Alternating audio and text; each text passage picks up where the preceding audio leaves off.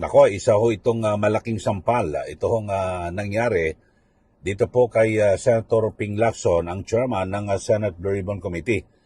Ito ay matapos na marami pong mga kapwa niya senador ang tumanggi na pumirma dito po sa final report ng Senate Blue Ribbon Committee na may kinalaman dito po sa sinasabing flood control anomalies. At isa po si Senator J.B. Ejercito. Bilhin nyo, kasama nyo ho ito sa, sa mayorya o majority block dyan po sa Senado, ay hindi po siya pipirma dito po sa final report ng Senate Blue Ribbon Committee. Kasi hindi po siya kontento sa naging pahayag dahil sa, wala po, hindi po kasama yung mga tinatawag na contractors Di po ba? Yung mga kongresista na kontraktor pa. Noong ko pa ako, sinasabi ko na ho noong pa sa aking mga vlog, mga kababayan, talagang grabe naman ho. At ito hong naging investigasyon ng Senate Blue Ribbon Committee, parang mas lalo pa hong pinalabo Imbis na magkaroon po ng paglilinaw dito po sa mga isyong ito at matuldukan yung katiwalian sa ating gobyerno, ang nangyari ho mga kababayan, lumitaw ho.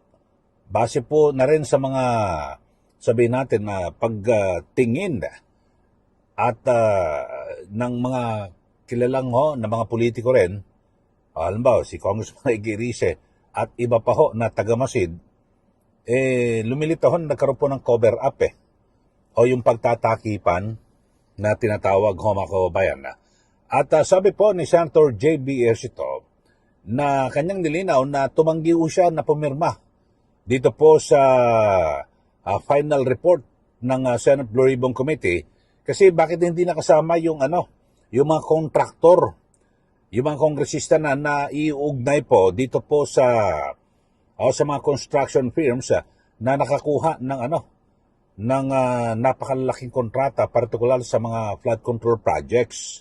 Yun ho, mga kababayan At parang ang 4 na senador lang pong pumirma. So, hindi po ito magiging baliwala ho ito, basura. Basura po itong final report ng Senate Blue Ribbon Committee. Dahil sa ngayon ay ang pumirma lang, 4 lang ho. Itong si Senators Riz Ontiveros, Kiko Pangilinan at Bam Aquino. So, yun ho mga kababayan ano ibig sabihin to? So, hindi po ito magiging pinal at wala po pagkilala at hindi po ito matatalakay sa plenaryo. So matindi ho ito at isang sabihin natin, malaking dagok ho ito sa pamumuno ni Senator Ping Lacson bilang chairman ng Senate Blue Ribbon Committee. Sa ngayon kasi ang dami-dami mga kababayan na mga talagang lumulutang na mga pahayag at maaring sila po ay magbigay ng testimonya, di po ba? Kasi ang dito ho, ano ba talaga ang layunin ng ng komite? Di ba? Tuklasin yung mga ebidensya at anomalya, yung mga pinag-ugatan at paparagutin yung mga sangkot sa katiwalian, di po ba? Wala po Ang dami ho ng mga nagdudumilat ho ng mga katotohanan. At lumalapit na ho ang ebidensya. Katulad lang ho ito sa 18 ex-Marines. Ito ho, eyewitness ho sila. Hindi yung bastang parang sinabi na, di umano, ito nakita na ganyan, sinabi ni ganito. Hindi po Direkta po ito, mga kababayan, na kung saan ay pwede ho silang magbigay ng testimonya. Di po ba? At kung ano yung kanilang mga nalalaman, kung ano yung nagiging operasyon dito po sa mali-malitang pera di umano na idinliber mismo kay Pangulong Marcos Jr. sa kanyang anak na si Congressman Sandro Marcos at iba pang mga kilalang politiko, kongresista, may senador. So wala po At binabaliwala, sabi, parang nagbibigay pa ho ng kondisyon. Ito pong si Senator Lacson na dapat magkaroon daw ho ng ng iba't ibang affidavit, tapos yung biniglang bumago naman. Ang pumayag na ho siya kasi nagkaroon po ng debate yan, nandiyan po sa Senado, sa pagitan ni Senator Marcoleta at itong Senator Lacson, pumayag na siya. Pero biglang humirit itong si Senate President Tito Soto, di po ba, na hindi, baka may may issue dyan kasi may pending na cyber libel case. Ang layo ho, mga kababayan, talagang pinipilit ho na talagang ilihis po itong isyong ito, mga kababayan. Ewan ko kung ano ang kinakatakot ho nila dito kung sakaling humarap itong 18 ex-Marines. Pero isa po sa sentimiento ni Senator JBS ito totoo naman ho ito, mga kababayan. Kasi mismong itong si Senator Lacson ang nagbunyag na meron siya nakuhang report na 67 contractors di umano ang sangkot dito po sa flood control. Ni wala po na ipatawag na congressman Di po ba? Wala ho Hilaw na hilaw, hindi natin malaman kung bakit. Di po ba? So, marami po nagtatanong. At, ngayon, sino na ba mga congressman ngayon nakulong? Wala po Tangi, ang kawawa ho, si dating Senator Bong Revilla. Yung nag-iisa. Tapos yung mga ilang mga mabababang ranggo sa DPWH, sila po ang nakulong. Pero yung mga tinatawag ho na malaking isda, halimbawa sa DPWH, sa paunguna ni dating Secretary Manny Bonoan, at iba pa ho, wala ho. Tapos yung ilang mga inaakusan na miyembro ng gabinete, yung mga kongresista, di umano, nakatanggap po ng mali-malitang pera, wala ho nakasuhan. Yung mga kongresista na kilalang kontraktor, ang dami mga kontraktor dyan, di ba? May mga napaulat, yung isa ho, yung si Garjola. O ano ng kaso doon? Wala ho, mga kababayan. So talagang hilaw na hilaw at sabihin natin, masasabi ho natin na ito hong naging investigasyon ng Senate Blue Ribbon Committee ay kulang na kulang. Kayo ho, mga kababayan. Diba? Kulang na kulang ho, mga kababayan Ito hong siguro naman kahit sinong senador, mga kababayan, na ito, kumbaga sana si Senator JB, nasa majority, Kakamping niya ho, dyan sa Senado. Umayaw. Paano ho yun? Wala ho, mababasura ho ito. Ang pinakamainam ho na gawin, talagang, alam nyo, makakasira ho ito sa imahe ng Senado Itong nangyaring ito sa ginawang paghawak ni Senator Lacson dito po sa Senate Blue Ribbon Committee. Bakit ito? Alam nyo, pag sinabing Senate Blue Ribbon Committee, talagang astig ho yan.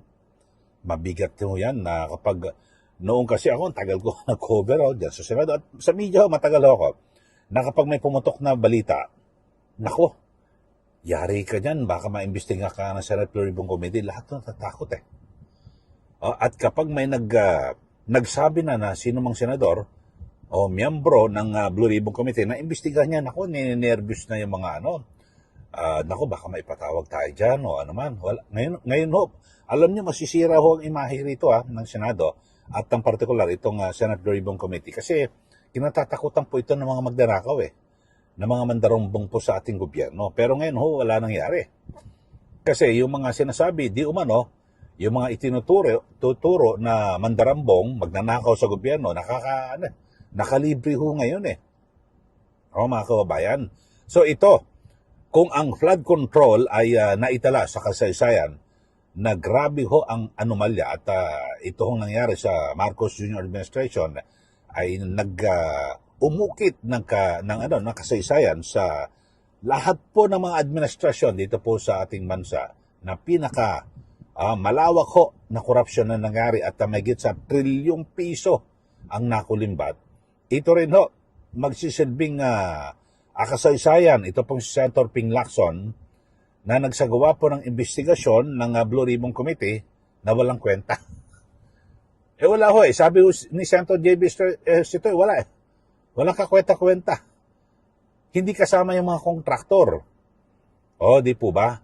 Masikla po rito. Tapos itong si Senator dating Senator Trillanes, tuloy-tuloy yung kanyang pagpababangong puri na kung saan ay nag-file siya ng multiple cyber libel complaints laban po dito sa 18 ex-Marines sa Department of Justice o DOJ. At so ito naman may kinalaman dito po sa sinasabing di umano'y pagsuporta raw ito sa kaso sa International Criminal Court laban po kay dating Pangulong Rodrigo Digong Duterte. So yun ho, tuloy-tuloy lang ho mga kababayan. Pero alam nyo ho, pinakamaganda yan, di kasuhan nyo ng kasuhan. Pero ako naman, dapat hindi po napahuhuli ang nagpapahuli ang Senado ho dyan eh. Kasi importante na, di ba, yung mga ganyang issue in aid of legislation, mga kababayan, ay yung mga ganyang napakatindi ho, napakalawak na korupsyon na nangyayari dito po sa ating bansa sa flood control na kinasasangkutan ng mga opisyal mismo ng gobyerno, ng Pangulo, ng kanyang anak, ng mga kongresista, may mga senador, mga miyembro ng gabinete, dapat ho hindi ito binabaliwala eh. Kung totoo, kung totohanan, yung sinasabi po ni Senator Lacson na talagang kung ano ang ebidensya, doon daw siya dadalhin. Sabi nga ni Senator Marcoleta, wala ho eh. Kayo ho, ano masasabi niyo rito mga kababayan? Na kung saan ay ang binabanggit nga ho, wala, apat lang ang paper na. Ilan ba ang pwedeng pumirma dapat sa isang sa isang komite? Dapat mayorya kasi 20 ho sila na mga miyembro ng Senate Blue Ribbon Committee, dapat 11 ho ang pipirma.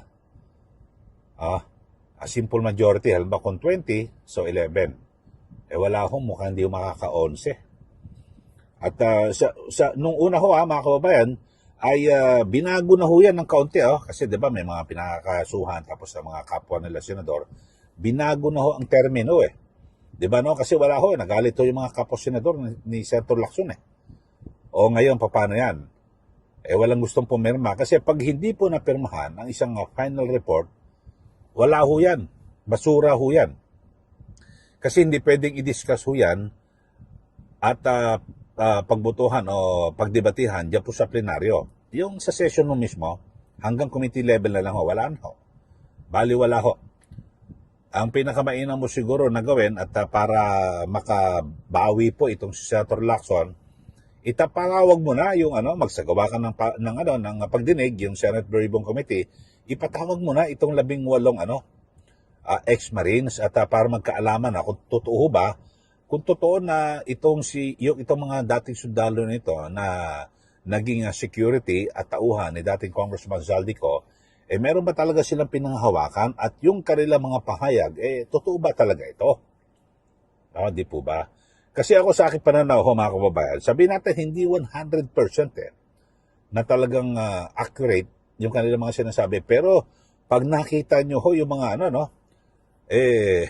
kasi tama o sabi ni Atty. Baligod, hindi pwedeng maliwalain kasi sila mismo yung tumatayong eyewitness. Sila ho mismo sa sarili nilang mata at sila mismo ang kasama dito po sa nangyayaring krimen. Habang nangyayaring krimen, sila po nagdi-deliver O di, yun ho. Pero bakit ito nababaliwala?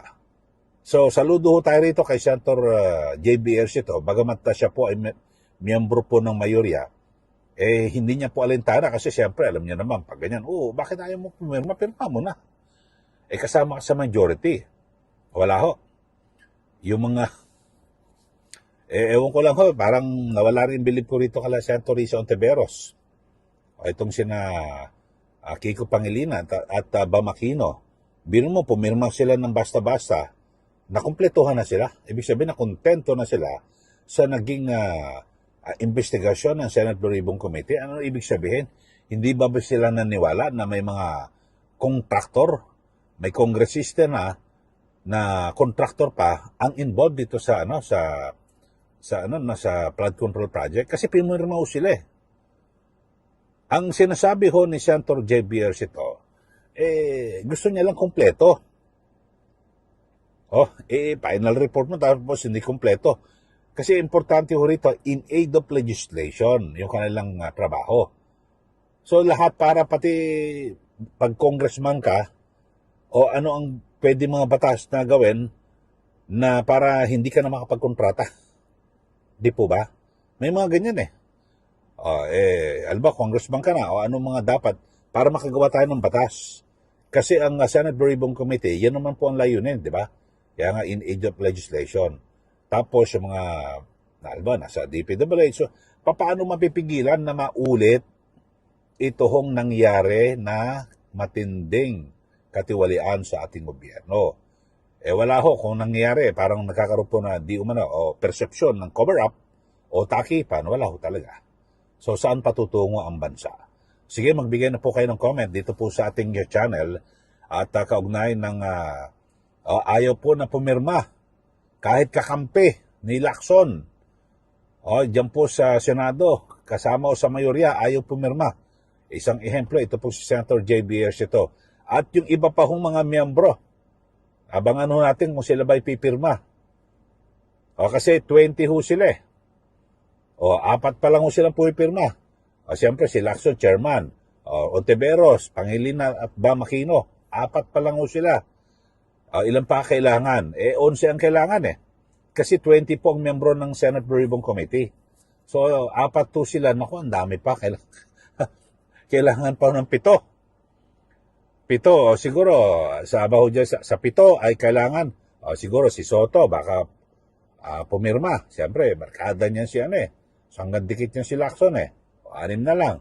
Yung Vice Chairman, si Erwin Tulfo, Senator Erwin Tulfo, so pumirma. May 5 pa. Mahirap. Ewan ko lang kung paano ho ito mangyayari, di po ba? Sige, magbigay na po kayo ng comment dito po sa ating channel. At ako, masasabi ko lang ho, isang malaking sampal ho ito kay Senator Lacson na kung saan parang binaliwala at nakulangan ho sa kanya yung kanyang mga kapwa senador sa kanyang performance bilang chairman ng Senate Blue Ribbon Committee. Sige.